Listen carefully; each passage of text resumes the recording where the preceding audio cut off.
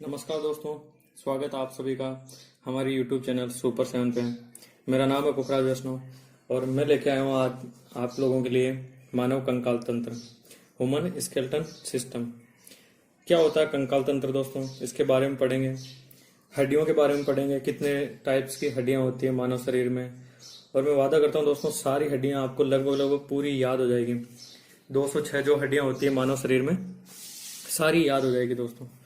पढ़ते हैं क्या क्या काम है इनके, क्या क्या कार्य करती है हड्डियां मानव कंकाल शरीर में। तो आपको पता है दोस्तों, एक निश्चित आकार या संरचना देने का कार्य करती है हड्डियां अपने शरीर को।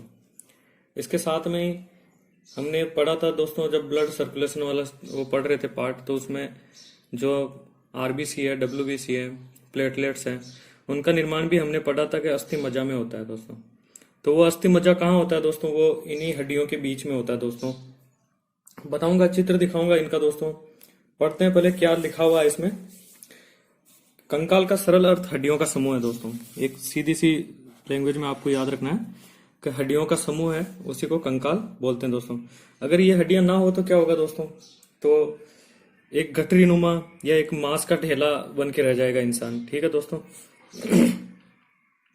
क्या कार्य है दोस्तों कि मानव शरीर एक निश्चित संरचना में, निश्चित आकार में, इस निश्चित संरचना और निश्चित आकार को प्रदान करने का कार्य स्केलेटन या कंकाल करता है दोस्तों। ठीक है दोस्तों। निश्चित आकार प्रदान करने का और संरचना प्रदान करने का कार्य कौन कर रहा है? स्केलेटन कर रहा है, या जो अपना कंकाल तंत्र है वो कर रहा है दोस्तों। ठीक है दोस्तों। कंकाल के द्वारा शरीर को रूप, रचना प्रदान की जाती है दोस्तों, और निश्चित ढांचे में रहता है शरीर अपना। ठीक है दोस्तों। रूप में, रचना, निश्चित ढांचे में मानव शरीर रहता है दोस्तों। प्लस सुरक्षा प्रदान करने का कार्य भी करता है दोस्तों। ये हमें जो कंकाल तंत्र है दोस्तों, सुरक्षा प्रदान करता है। समझ लो, अगर आपके सीधा चेस्ट में लग गई तो सीधा हार्ट पे ना लग के पहले रिब्स टूटती है दोस्तों, तो हो सकता है आपका हार्ट बच जाए दोस्तों। तो एक तरह से ये प्राकृतिक सुरक्षा कवच है दोस्तों, जो आपके शरीर को प्रदान की हुई है दोस्तों। ठीक है दोस्तों। जैसे आपका क्रेनियम खोल होता है, या स्केला होता है, या खोपड़ी होती है, उसके अंदर आपका मस्तिष्क सुरक्षित रहता है दोस्तों। खूब बार गिरने पे पहले अपनी हड्डियां क्रैक होती है दोस्तों, उसके बाद में आपके मस्तिष्क पे असर पड़ता है दोस्तों। अगर बहुत तेज लग जाए तभी आपका ब्रेन डैमेज होता है दोस्तों, नहीं तो पहले उसमें जो आपका कंकाल तंत्र है वो उसकी सुरक्षा प्रदान करने का कार्य करता है दोस्तों। हमारे शरीर के बीच में एक अर्धद्रव अवस्था वाला पदार्थ पाया जाता है दोस्तों, जो मैं बता रहा था दोस्तों, यही अस्थि मज्जा या बोन मेरो जिसको बोलते हैं दोस्तों। हड्डियों के बीच में होता है दोस्तों बोन मेरो, और सारी हड्डियों में नहीं होता दोस्तों, कुछ का पर्टिकुलर हड्डियां हैं उन्हीं में होता है दोस्तों, कि उनमें बोन मेरो होता है। इस बोन मेरो में आरबीसी हो गया दोस्तों, जैसे मैं बता रहा था, डब्ल्यूबीसी हो गया, प्लेटलेट्स हो गया, इनका निर्माण होता है दोस्तों। ठीक है दोस्तों। तो इनका निर्माण में भी आपका कंकाल तंत्र महत्वपूर्ण भूमिका निभाता है दोस्तों। ठीक है दोस्तों। तंत्र क्यों बोलते हैं दोस्तों इसको तंत्र इसलिए बोलते हैं दोस्तों, क्योंकि इसमें भी विभिन्न तरह के कंकाल आपस में मिलके पढ़ेंगे हम। आप सोच रहे होंगे एक ही कंकाल है, विभिन्न तरह के कंकाल है दोस्तों। उन सब का एक मिला जुला स्वरूप होता है, और वो सारा मिला जुला स्वरूप तंत्र के रूप में कार्य करता है दोस्तों, और एक तंत्र का निर्माण करता है, और इसी कारण इसको कंकाल तंत्र कहते हैं दोस्तों। ठीक है दोस्तों। फोटो दिखाना चाहूंगा आपको अस्थि मज्जा की दोस्तों। ये है दोस्तों, देखो ये हड्डी है ऊपर वाली, ये आपकी ऊपर वाली ये हड्डी है दोस्तों, ये पूरी हड्डी है। ये बीच में से खोखली होती है दोस्तों, ये खोखली है बीच में से, और इसी में ब्राउन ब्राउन कलर का ये जो रेड दिख रहा है ना दोस्तों, ये ब्राउन ब्राउन कलर का पूरा इसके अंदर, पूरी हड्डी के अंदर ये पदार्थ रहता है दोस्तों, ब्राउन ब्राउन कलर का। और ऊपर में भी रहता है दोस्तों, नीचे की साइड में भी ब्राउन ब्राउन कलर का ये पदार्थ रहता है दोस्तों। जो नॉनवेज है दोस्तों वो इजीली समझ सकते हैं इस चीज को, कि उनके यहाँ पे दोनों साइड में, जैसे चिकन वगैरह में हड्डी में रहता है ब्राउन ब्राउन कलर का, और बीच में, तो बीच वाले को दोस्तों येलो बोन मेरो बोलते हैं। जैसा कि मैंने ब्लड सर्कुलेशन वाले में भी बताया था दोस्तों, बीच वाले में येलो बोन मेरो और ऊपर वाले में रेड बोन मेरो रहता है दोस्तों। ठीक है दोस्तों। तो ये हो गई आपकी बोन मेरो दोस्तों। ठीक है ना, हड्डियों के बीच में रहता है दोस्तों। पढ़ते हैं आगे। कार्य क्या हो गया दोस्तों, तो कार्य आपको जैसा बताया है कि आकार प्रदान करने का, रक्त कोशिकाओं का निर्माण करने का, सुरक्षा प्रदान करने का कार्य आपका स्केलेटन सिस्टम या आपका कंकाल तंत्र करता है दोस्तों। आकार प्रदान करने का, रक्त कोशिकाओं के निर्माण में और सुरक्षा प्रदान करने का कार्य कंकाल तंत्र करता है दोस्तों। ठीक है दोस्तों। तो कंकाल तंत्र दो तरह के पाए जाते हैं दोस्तों। एक आपका बाहरी कंकाल तंत्र, बाहरी हिस्से में पाए जाने वाला, और एक आंतरिक हिस्सों में पाए जाने वाला। इस तरह दो तरह के कंकाल तंत्र हो गए दोस्तों, एक्सोस्केलेटन सिस्टम और एंडोस्केलेटन सिस्टम। ठीक है दोस्तों। अब बताते हैं आपको कैसे कैसे। जैसे दोस्तों सीधा सीधा है, स्केलेटन का मतलब ही है ना सर दोस्तों, सुरक्षा आवरण ही है एक तरह से। स्केलेटन का मतलब ही, अगर नेट पे सर्च मारोगे स्केलेटन नाम से, तो स्केलेटन में देखना आपको जो क्या क्या चीजें मिलती है। आपको स्केलेटन में ये मिलेगी दोस्तों कि जैसे जो सुरक्षित करती है बॉडी को। तो स्केलेटन का मतलब ये सुरक्षा प्रदान करने वाला दोस्तों। तो मानव शरीर में कौन कौन सी चीजें होगी दोस्तों इस बाहरी स्केलेटन में? तो बाहरी स्केलेटन में मानव शरीर में होगी दोस्तों, जैसे नाखून हो गया, बाल हो गए, ये भी तो आकार, संरचना, रूप प्रदान करने का कार्य कर रहे हैं दोस्तों शरीर को। तो ये भी एक तरह से स्केलेटन हो गए दोस्तों। पशुओं में जैसे खुर हो गए दोस्तों। ठीक है दोस्तों। तो ये बाहरी स्केलेटन के एग्जाम्पल है दोस्तों। जैसे मछलियों में सल्क हो गई उनकी, ये भी बाहरी स्केलेटन है दोस्तों। पक्षियों में उनके पंख हो गए, ये भी बाहरी स्केलेटन के सारे उदाहरण है दोस्तों। मानव शरीर के बाहरी हिस्सों में पाए जाने के कारण या जंतुओं में बाहर पाए जाने के कारण इनको बाहरी कंकाल तंत्र या एक्सोस्केलेटन सिस्टम बोलते हैं दोस्तों। ठीक है दोस्तों। होता क्या दोस्तों, इसमें ब्लड सेल्स होती है या नर्व्स होती है, इनका अभाव होता है दोस्तों। इसका अधिकांश भाग मस्कुलर टिश्यूज या सहवन उत्तक, मस्कुलर टिश्यूज या सहवन उत्तक के अभाव में रहता है दोस्तों। ठीक है, नहीं होता है, मतलब इनके अंदर मस्कुलर टिश्यूज नहीं होते हैं। इस कारण बाहरी कंकाल तंत्र में सर्वाधिक हिस्से पर कोई तंत्रिका या कोई नब्ज नहीं होती है दोस्तों। ठीक है दोस्तों। इसलिए यहाँ पे संवेदना से बाहर रहते हैं, इसलिए ये संवेदना नहीं रहती दोस्तों। जैसे आप बाल काट रहे हो, बालों की कटिंग होती है दोस्तों, तो आपको दर्द का एहसास होता है क्या? नहीं होता है दोस्तों। जैसे नाखून काट रहे हो तब भी नहीं होता है, क्योंकि इनमें क्या है ना, तंत्रिका ही नहीं है दोस्तों। जो हमने नर्वस सिस्टम पढ़ा था उसमें था ना दोस्तों कि तंत्रिका तंत्र से मैसेज आता आपके ब्रेन के पास में, ब्रेन से उसको वापस मैसेज आता उस अंग तक, और वहां से अपना हाथ हटाना। जैसे तवे पे, गर्म तवे पे अगर नाक वो कांटा चुभ रहा है पैर में, सारे एग्जाम्पल हमने देखे थे दोस्तों। तो वही है, उनमें क्या ना तंत्रिका पाई जाती है दोस्तों, या नब्ज पाई जाती है। जबकि यहाँ पे जैसे बालों में, नाखूनों में, इनमें कोई नब्ज वगैरह कुछ भी नहीं पाई जाती दोस्तों। इस कारण इनसे कोई संवेदना नहीं आती है दोस्तों। ठीक है दोस्तों। तो ये हो गया आपका बाहरी कंकाल तंत्र। अब आंतरिक कंकाल तंत्र कौन सा हो गया दोस्तों? जो इसके अलावा जो अंदर है बॉडी के, जो आपकी त्वचा के अंदर में है शरीर के, ये आंतरिक हिस्से में पाए जाते हैं, इसलिए अंतः कंकाल तंत्र कहते हैं दोस्तों। अंतः कंकाल तंत्र में अस्थियां भी आती है और उपास्थियां भी आती है दोस्तों। बताऊंगा क्या होती है उपास्थियां। जैसे आपके नाक है दोस्तों, कान है, ठीक है दोस्तों, तो ये सारी आपकी उपास्थियों में आती है दोस्तों। अस्थियां नहीं होती है, अस्थियों और मसल्स दोनों के बीच की पार्ट होती है दोस्तों, इसलिए उपास्थियां बोलते हैं। और हड्डियां होती है, इन दोनों से मिलकर आपका कंकाल तंत्र बनता है दोस्तों। एक बार आपको स्केलेटन दिखा देता हूं आपको मोटा मोटा कैसा होता है। ये आंतरिक स्केलेटन है दोस्तों, एंडोस्केलेटन सिस्टम है दोस्तों। तो एंडोस्केलेटन में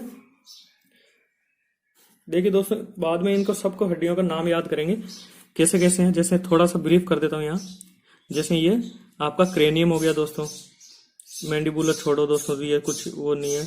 जैसे आपका स्टेर्नम हो गया दोस्तों, ये जो बीच वाली हड्डी है। थोड़ा ब्रीफ कर देता हूँ ताकि आपको याद करने में इजी रहेगा आगे जब पढ़ेंगे हम। ये आपकी जो दोनों रिप्स मिल रही है दोस्तों, रिप्स बोलते हैं जो पसलियां होती है आपकी, पसलियों को रिप्स बोलते हैं। तो रिप्स को दोनों को जोड़ने वाली हड्डी हो गई जो आपकी वक्ष गुहा में बीचों बीच होती है दोस्तों। तो ये आपकी दोनों रिप्स को दोनों साइड से जोड़ के रखती है, उसको स्टेर्नम बोलते हैं दोस्तों। हाथ का हो गया देखो, ह्यूमरस करके, ह्यूमरस हाथ की जो कंधे से लेके आपकी कोहनी तक है ह्यूमरस। ये हो गई दोस्तों रेडियस और अल्ना, ये दो देखिए दोस्तों, रेडियस और अल्ना, ये दोनों आपके हाथ के आगे वाले। आगे पढ़ेंगे दोस्तों, कार्पल्स, मेटाकार्पल्स, फिलेंजिस, ये सारी हम जब हाथ की हड्डियां पढ़ेंगे ना दोस्तों, इनमें तीनों आएगी ये, कार्पल्स, मेटाकार्पल्स और फिलेंजिस। इसी तरह से फीमर जो हड्डी शरीर की सबसे लंबी हड्डी है, देखिए दोस्तों वैसे दिख रही होगी आपको, सबसे लंबी है ये। जो आपको टखनी बोलते हैं ना घुटने की, उसको पटेला बोलते हैं दोस्तों। ठीक है दोस्तों, इंग्लिश में नाम याद कीजिए दोस्तों, इजी रहेगा आगे पढ़ने में इनको। पटेला, इसको जो हड्डियों अपने घुटने को होती है, घुटने की जो क्या बोलते हैं, आंख बोल सकते हैं उसको, या टखनी बोल सकते हैं, वो पटेला है दोस्तों। उसके आगे टीबिया और फिबुला हो गई आपकी, दोनों हड्डियां टीबिया और फिबुला हो गई। और उसके आगे जैसा ऊपर हाथ में पड़ा था, कार्पल्स, मेटाकार्पल्स, इधर हो गई टार्सल्स, मेटाटार्सल्स और फ्लेंजिस। ठीक है दोस्तों, टार्सल्स, मेटाटार्सल और फ्लेंजिस। ठीक है दोस्तों, ये हो गई आपके पांव और हाथ की हड्डियां दोस्तों। इसी तरह से दोनों तरफ से आपकी जोड़ के रखती है। ये जो पार्ट है दोस्तों, ये आपके रीढ़ की हड्डी को और पांव की हड्डियों को जोड़ने का काम कर रही है। ये दोनों पूरा, इसको बोलते हैं दोस्तों, जोड़ने का कार्य कर रही है, इसलिए पेल्विक गार्डिल करके बोलते हैं दोस्तों इसको। पढ़ेंगे आगे, पेल्विक गार्डिल करके बोलते हैं दोस्तों इसको। आगे जो रीढ़ की हड्डी है दोस्तों, उसमें पढ़ेंगे हम अलग अलग, सर्वाइकल करके होती है, थोरोसिक करके होती है, लंबर करके होती है, सेक्टम करके, काडल करके। ये पूरी आपकी कमर किसको बोलते हैं, देखेंगे आगे कमर किसको बोलते हैं हम। जैसे कमर, पूरी रीढ़ की हड्डी को कमर मानते हैं खूब बार, लेकिन पूरी रीढ़ की हड्डी को कमर मानना दोस्तों गलत है। पढ़ते हैं आगे। ये आपको स्ट्रक्चर दिखाया मैंने, क्या है दोस्तों, ये आपको थोड़ा सा स्केलेटन के बारे में थोड़ा सा ब्रीफ किया है, आगे याद रखने के लिए थोड़ा इजी रहेगा दोस्तों। वापस बताऊंगा वैसे मैं आपको। ठीक है दोस्तों, पढ़ते हैं उपास्थि या कार्टिलेज क्या है दोस्तों।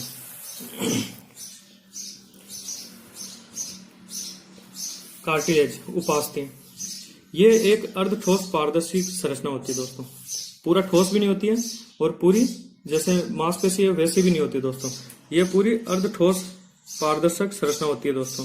जैसे कान का बता रहा था मैं, नाक का बता रहा था, ये क्या होती है ना दोस्तों, इनको आप, ये हड्डी नहीं होती दोस्तों, इनको घुमा फिरा सकते हो। जैसे कान को अगर आप छू के ऐसे दबाओगे करोगे तो दब जाता है वो, दब। और हड्डी नहीं होने के कारण ही कान, अगर आप सो रहे हो तकिया लगा के तो इजीली सो सकते हो, नहीं तो अगर कान में हड्डी होती दोस्तों तो आप सो भी नहीं पाते। जिस हिसाब से कान बाहर है उस हिसाब से अगर कान में हड्डी होती दोस्तों तो आप सो नहीं पाते। और हड्डी, यहाँ की हड्डी अकड़ती, चुभती आपको और सो नहीं पाते दोस्तों। वैसे ही नाक की हड्डी होती है दोस्तों, तो नाक के आगे की टिप को आप ना इजीली हिला सकते हो दोस्तों, आगे पीछे कर सकते हो उसको, तो वो भी उपास्थि है दोस्तों। अब किसकी बनी होती है दोस्तों ये, तो ग्लाइकोप्रोटीन करके आता है दोस्तों। ग्लाइकोप्रोटीन इसी से बनी होती है दोस्तों। और इस हो सकता है कभी कभार ऐसे पूछ ले किसकी बनी है उपास्थि, तो ग्लाइकोप्रोटीन की बनी होती है दोस्तों, या इसको कॉन्ड्रीन करके भी बोल सकते हैं दोस्तों। ग्लाइकोप्रोटीन को ही कॉन्ड्रीन करके बोलते हैं दोस्तों।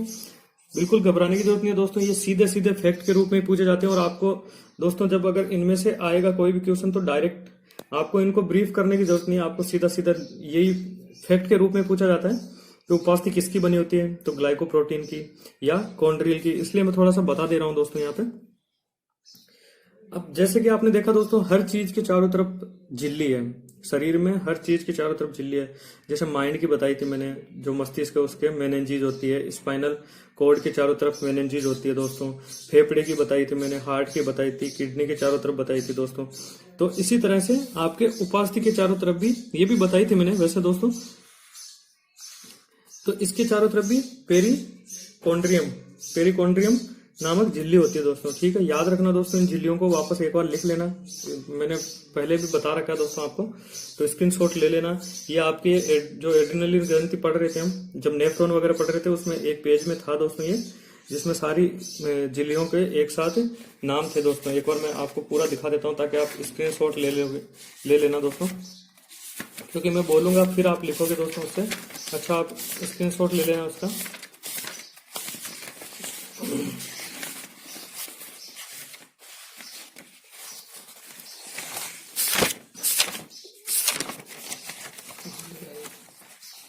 ये देखिए दोस्तों, ये पूरा स्क्रीनशॉट ले लेना दोस्तों इसको। मस्तिष्क के चारों ओर जो झिल्ली होती है दोस्तों उसको मेनिंजेस बोलते हैं। फेफड़ों के चारों ओर प्लूरा, मेरुरज्जु या आपको स्पाइनल कॉर्ड है उसके भी चारों तरफ मेनिंजेस हो गई, हार्ट के चारों तरफ पेरिकार्डियम हो गई, उपास्थि के चारों तरफ पेरिकॉन्ड्रियम, और दोस्तों आपको इसमें ही लिख देता हूँ, किडनी की चारों तरफ जो होती है,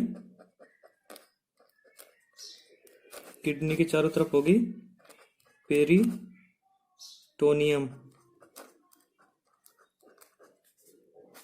ठीक है दोस्तों, हो सकता है डायरेक्ट फैक्ट के रूप में कभी पूछ ही लिया आपसे, तो किडनी पेरिटोनियम इसके चारों तरफ झिल्ली होती है दोस्तों। ठीक है दोस्तों, वापस चलते हैं अपने।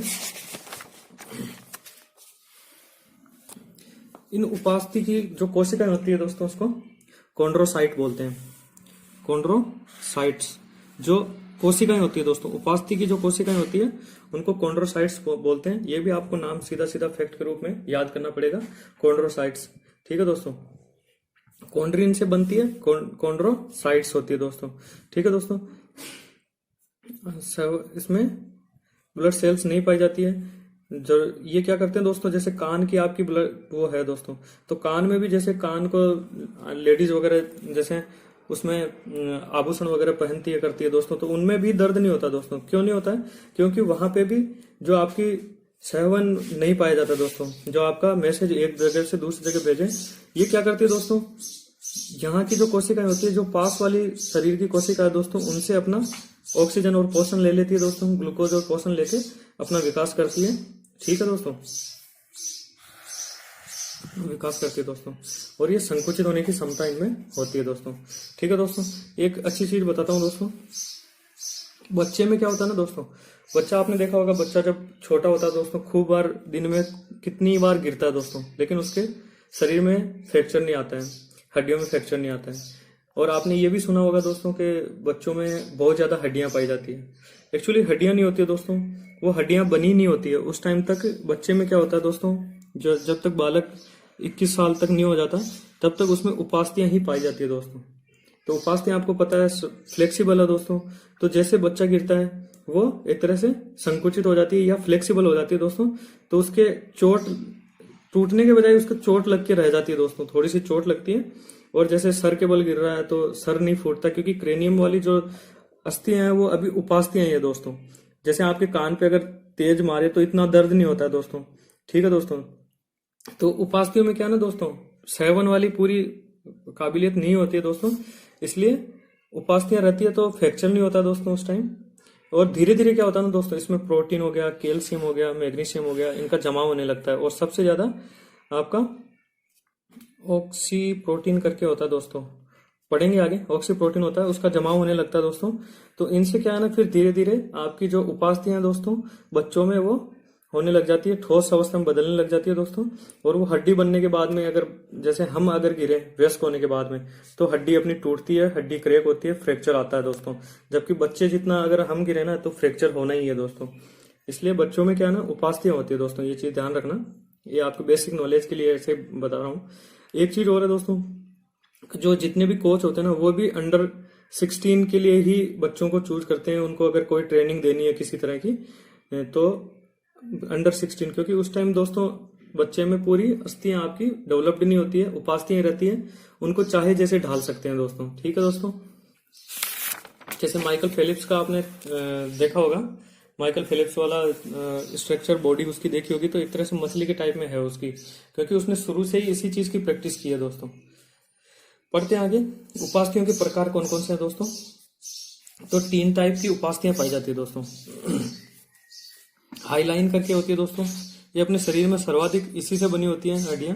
हाईलाइन, फाइब्रो रेशेदार होती है, इलास्टिक लचीलेदार होती है दोस्तों। ठीक है दोस्तों, हाईलाइन मतलब ये टाइप्स है दोस्तों इनकी कार्टिलेज की, उपास्थियों की। तो हाईलाइन सर्वाधिक हाईलाइन प्रकार के कार्टिलेज मानव शरीर में पाए जाते हैं दोस्तों। ये इनमें कोलाइजन या ग्लाइकोप्रोटीन बहुत अल्प मात्रा में पाया जाता है दोस्तों। इनमें क्या है ना, कोलाइजन या ग्लाइकोप्रोटीन अल्प मात्रा में पाए जाते हैं दोस्तों। और ये आपके अधिकांश जब भ्रूण रहता है बच्चा तभी होती है दोस्तों हाईलाइन टाइप की कार्टिलेज। जो बता रहा था मैं अभी, गिरने पर लगती नहीं है, करती नहीं है, तो दोस्तों ये हाईलाइन टाइप की होती है। अंश मेखला जो पेल्विक कार्डिल मैंने बताई थी, हिंदी में इसको अंश मेखला बोलते हैं दोस्तों। और श्रोणी मेखला करके बोलते हैं, जो पेक्टोरल गार्डिल करके आती है, जो आपके कंधे वाला हिस्सा आपका शरीर से बांध के रखती है दोस्तों, जो रिब्स वगैरह है उनको, तो श्रोणि मेखला करके बोलते हैं उसको, या पेक्टोरल गार्डिल करके बोलते हैं। ये भ्रूणों में पाई जाती है दोस्तों, वयस्क में भी पाई जाती है, लेकिन इसकी बात है हाईलाइन भ्रूण में पाई जाती है दोस्तों। ठीक है दोस्तों, ये उल्टा लिखा है यहाँ,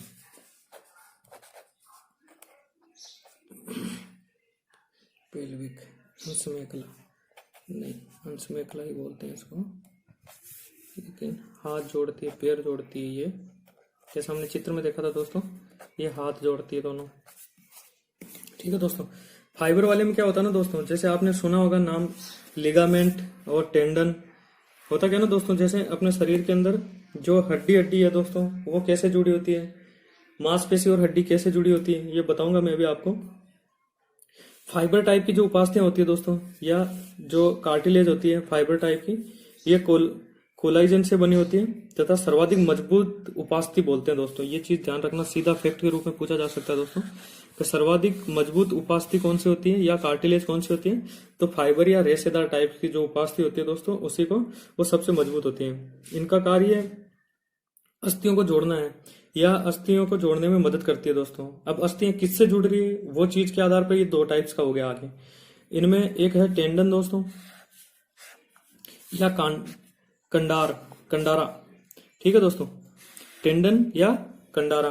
ठीक है दोस्तों, ये क्या करते हैं ना दोस्तों, ये उपास्थियां जो रेशेदार है, ये अस्थियों को मांसपेशियों या बोन से, मसल से जोड़ती है। अस्थियों को मांसपेशियों से बताऊंगा अभी दोस्तों, आपको चित्र दिखाऊंगा। अस्थियों को मांसपेशियों से जोड़ने का कार्य करती है टेंडन या कंडारा। ठीक है दोस्तों, इसी तरह से लिगामेंट, खूब बार नाम सुना होगा दोस्तों इसका, तो कि मेरे लिगामेंट चले गए हैं, मेरा ये वो। लिगामेंट को स्नायु उपास्थि भी बोलते हैं दोस्तों। जिस तरह इसको बोल रहे थे ना कंडारा उपास्थि, उसी तरह इसको स्नायु उपास्थि। हिंदी में थोड़ा दोस्तों याद करने में थोड़ा टफ रहेगा, इसलिए मैं बोल रहा हूँ आपको हर बार इंग्लिश में याद कर लो। पेपर आजकल दोनों चीज में आता है, इंग्लिश और हिंदी में। जहां आपको समझ में नहीं आ रहा हो इंग्लिश में देखिए, मतलब स्मार्ट बनिए दोस्तों। यही चीज है कि अगर आपको हिंदी में नहीं समझ में आ रहा है तो क्या लिखा हुआ है, इंग्लिश में देखिए, उसको इजीली समझ में आ जाएगा दोस्तों। तो लिगामेंट स्नायु उपास्थि है, जो क्या करती है दोस्तों, बोन को बोन से जोड़ती है दोस्तों, हड्डी को हड्डी से जोड़ने का कार्य करती है दोस्तों। ठीक है दोस्तों, तो दिखाता हूं मैं आपको कैसे। देखिए दोस्तों, ये है आपका टेंडन, ये देखिए दोस्तों, ये हड्डी है आपका, और यहाँ पे आगे के साइड में व्हाइट कलर का ये है दोस्तों। ये क्या करता है, हड्डी से चिपक के रहते हैं ये दोस्तों। रेसे बहुत बारीक रेसे टाइप में है ये हड्डी से और मांसपेशी से, मसल से, और इनके बीच में ये जुड़ा रहता है दोस्तों। इसको जोड़ने का कार्य कर रही है ये पूरी ये संरचना। ठीक है दोस्तों, तो ये हो गई आपकी, ये जो व्हाइट वाली दिख रही है वही है टेंडन या कंडारा उपास्थि। ठीक है दोस्तों, ये बोन को मसल मांसपेशियों से जोड़ती है दोस्तों। याद रखना दोस्तों, ये चीज खूब बार आती है। दूसरा हो गया आपका लिगामेंट दोस्तों। तो ये देखिए, ये आपका पेल्विक गार्डिल है दोस्तों, ये जो मैंने दिखाई थी आपकी, और ये फीमर है दोस्तों आपकी, जो आपकी जांग वाली हड्डी है। और इनके बीच में देखिए दोस्तों, बहुत सारे पतले आपको वायर टाइप में दिख रहे होंगे, और ऐसे ही होती है दोस्तों ये हड्डी क्या उपास्थि, जो हड्डी को हड्डी से जोड़ रही है दोस्तों। वो क्या थी, मांसपेशी को हड्डी से जोड़ रही थी दोस्तों, और ये हड्डी को हड्डी से जोड़ती है। बहुत सारे देखो फाइबर टाइप में ये निकले रहते हैं, इनमें से एक भी टूट जाता है ना दोस्तों, एक रेशा भी, तब भी आदमी को दर्द होने लगता है, और इसी को बोलते हैं लिगामेंट। मेरा लिगामेंट चला गया, यही है दोस्तों। अगर एक धागा भी टूट जाता है इसमें से, तो आदमी को दर्द होने लगता है। ठीक है दोस्तों, तो इतना अच्छा तरह से ऊपर वाले ने शरीर को बना रखा है दोस्तों। ये देखिए, यहाँ पे भी, यहाँ आपको टेंडन और दोनों लिगामेंट दोनों देखने को मिल जाएंगे दोस्तों। ये देखिए, ये हड्डी है ऊपर वाली दोस्तों, ये फीमर वाला पार्ट है, ये आपका घुटने का चित्र है दोस्तों, ये फीमर वाला पार्ट है ये, और ये आपका टीबिया फिबुला उनमें से। ठीक है दोस्तों, तो ये जो व्हाइट बीच में है दोस्तों, ये आपका हो गया लिगामेंट। ठीक है दोस्तों, ये लिगामेंट हो गया। और यहाँ देखिए दोस्तों, ये आपकी ऊपर में हल्की सी रेड कलर में दिख रही होगी आपको ये, तो ये आपकी मांसपेशी होगी दोस्तों, जो जांग वाली मांसपेशी है वो अब आपके जो फीमर है उससे जुड़ रही है दोस्तों ये। तो ये देखिए, ये होगी टेंडन आपकी, ये टेंडन है दोस्तों। ठीक है दोस्तों, ये टेंडन है और ये आपकी लिगामेंट है दोस्तों। ठीक है दोस्तों, इनके भी अलग अलग नाम है, लेकिन इतना अंदर तक जाने की जरूरत नहीं है आपको दोस्तों। बस इतना ध्यान रखना है क्या है लिगामेंट, क्या आपकी टेंडन है। अब देखते हैं दोस्तों आगे, इलास्टिक टाइप का जो कार्टिलेज है दोस्तों, ये लचीले टाइप्स की। तो संकुचन इनमें क्या होती है दोस्तों, जो लचीले वाली है जो आपकी कान की है दोस्तों, नाक की है, ठीक है दोस्तों, श्वसन नली इनकी, इपिग्लोटिस, ये सारी कार्टिलेज की बनी हुई दो। जैसे आपका फिर तो अंदर घुसोगे तो, और आपका डायफ्राम हो गया दोस्तों, वो कार्टिलेज का बना होता है। ये लचीले टाइप्स की है जो संकुचित होते रहते हैं दोस्तों, संकुचन की क्षमता पाई जाती है। जैसे आपका डायफ्राम हो गया, नाक हो गया, कान हो गया, इपिग्लोटिस हो गया, ठीक है दोस्तों। जो आपकी श्वसन नली बनी होती है उसके चारों तरफ जो आपकी झिल्ली बनी हुई है दोस्तों, वो वाली हो गई। तो ये इलास्टिक टाइप की। तो कितने टाइप्स की होगी दोस्तों उपास्थियां? 3 टाइप्स की होगी। हाईलाइन, जिनमें आपकी पेल्विक गार्डिल, और ये आपकी जो पेक्टोरल गार्डिल, ये दोनों होती हैं दोस्तों। फाइबर में आपकी होगी टेंडन और लिगामेंट, और इसमें होगी दोस्तों आपके एग्जाम्पल इनके नाक, कर्ण, जो आपकी डायफ्राम वगैरह होगी, ये सारी दोस्तों, ठीक है दोस्तों। आगे पढ़ेंगे अस्थि के बारे में कल।